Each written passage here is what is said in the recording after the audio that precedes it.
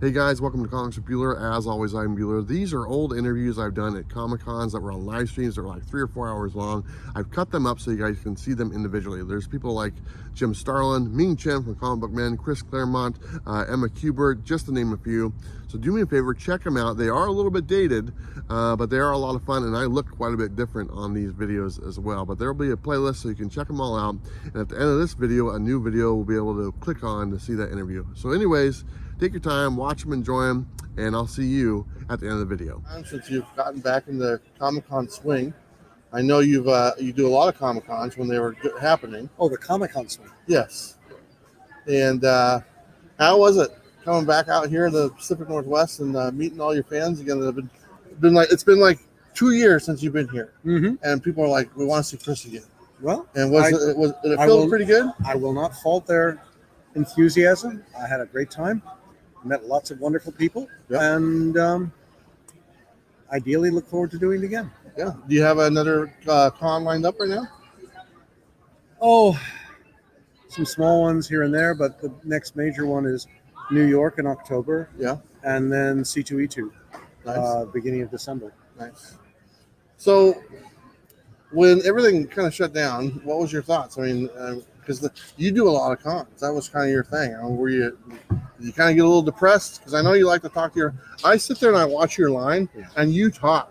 You are a talking machine. Well, you're a creator and a writer, and you love to share your stories. Well, it's not just that. It's just having seen far too many circumstances where you walk up, you get a signature, you're ushered out. Yeah.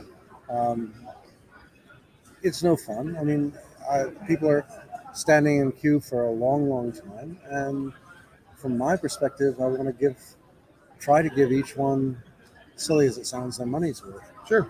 Which, of course, is incredibly frustrating to the people further back in the line because they have to wait. But ideally, the opportunity arises to give them the same consideration when they show up. Yeah. That's for want of a better phrase, that's the gig. Yeah. But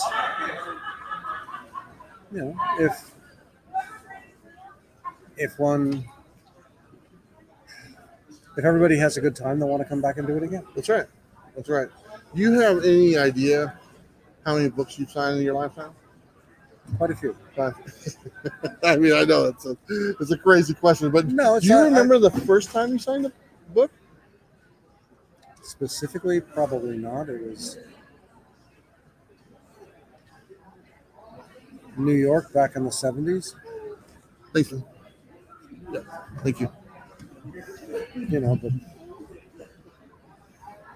it was long ago, far away, and in a whole different universe. Yeah. Is there any books you ever get excited to sign? Like, oh, it's a special book. Yeah. I mean, books I get amazed to sign. Somebody brought up a Blade the Vampire Slayer that I did with Tony DeZunica. Yeah. Which, looking at it, I realized, oh God, at the time I thought working with Tony was absolutely spectacular. Then I realized, everybody looks very 1930s. Yeah. Which is different than you think, but there you go. It's tastes change, styles change, artists change. Some evolve, some stay pretty close to their métier. But in a lot of cases, I've had the extraordinary fortune to work with some brilliant talents. Yes. And hopefully that's not done yet. It's not done. You're still putting out work, my friend. Well, but it's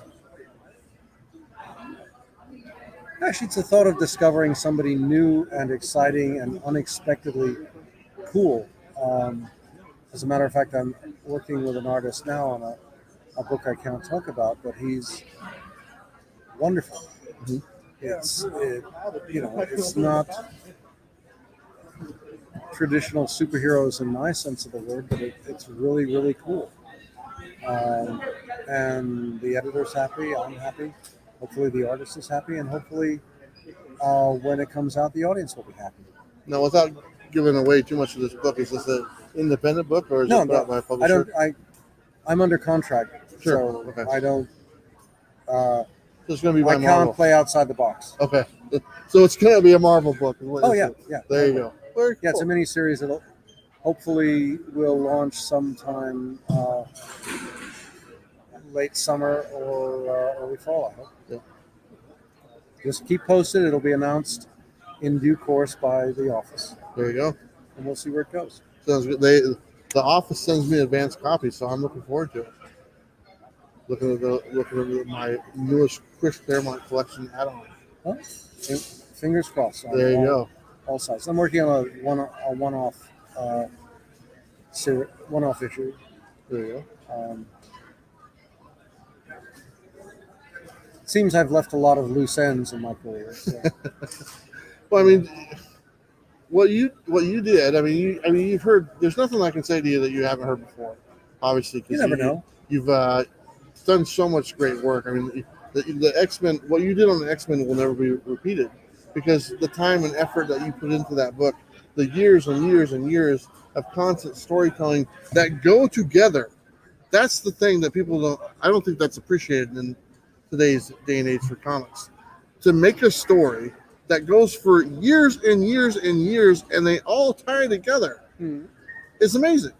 How do you duplicate something like that? It's not an easy thing to do. No, but again, it's a different marketplace, a different editorial world, a different publishing world, a different creative world. I mean, my advantage was the first 75 issues, first 80 issues of the series were done by essentially three people: me, Dave Cockrum, John Byrne, and Paul Smith. Yeah.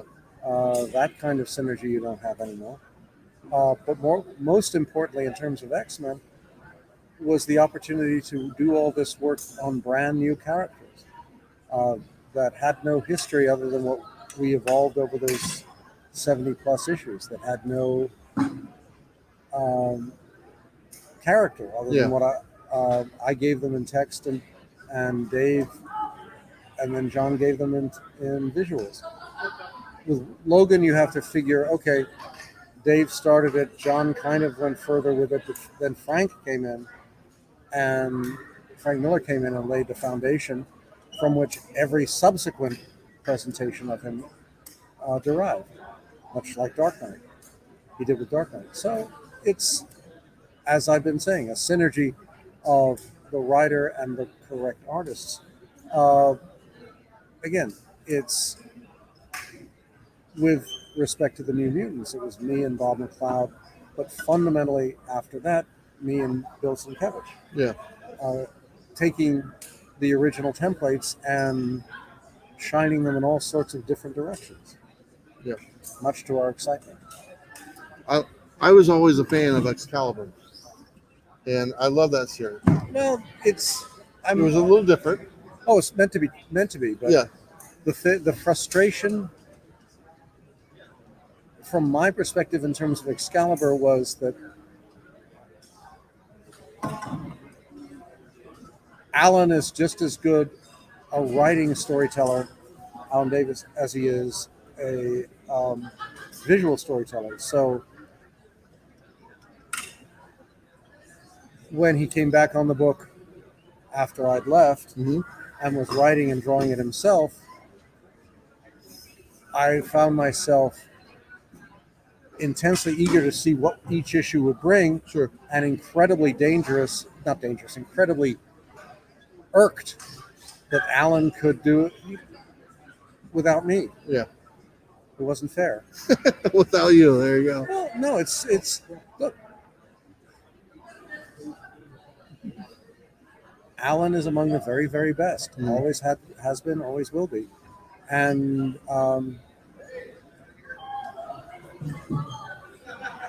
there's no arguing with that. Yeah. It's just enjoying it. Now, I find that when he and I work together, he does spectacular stuff. I hope I'm doing my stuff on a par, but might as well just sit back and enjoy it, the living heck out of the opportunity. Did you work with anyone that just pushed you to another level? That will just well, come on. I mean, Dave Cockrum, John Byrne, Walt Simonson, Bill Sienkiewicz, Frank Miller. Yeah. Igor Corday, Salvador Barroca. I mean, the list. It goes on. Yeah, it does actually. I mean, Yeah. it's even John Buscema, Yeah. because it's approaching things from a classic presentation, a classic perspective, and seeing what we can do that will catch everybody by surprise. Yeah. And then we do it. Nice. But by the same token, the fact I'm saying all this, John Bolton, he never thought he could do superhero comics, but we did some really great stuff. Mark Silvestri, Jim Lee. There you go. You know, it's not. As I said, I've had the opportunity to work with some of the best in the breed, certainly of my generation and the generation after it, and some pretty good people in the current era. Yeah. And hopefully, whatever comes next, in the Even more. 20s. With your new book that's coming out that we can't say much about, but it is in It's the 5 issues. 5-issue miniseries. Sounds pretty good. That's all we can say, but we'll keep you updated, right? Are you excited for? Yeah, of course you're excited. Yeah. My editor is probably wondering, or definitely be wondering tomorrow, where the hell I am and why I haven't finished the script I'm supposed to be writing as we speak. Well, you've been busy with your fans. It's a light rose. Editors have a totally different perspective. Yeah, I bet. Editors don't get a lot of fans. Well, editors, Some do. fans are an indulgence. The work is primary. There you go. So there you go. Hey guys, welcome back. Hope you enjoyed those interviews. I had a lot of fun. Even the ones with Howard Chaykin, you know what? He just is who he is. But do me a favor, check out the playlist. Check out the video that pops up next. It's another interview over the years. And I think you're going to enjoy my time with these creators. So anyway, guys, thank you for watching. Don't forget to like and subscribe. And don't forget to live your best life. You know what to do. I'll see you next time. Bye.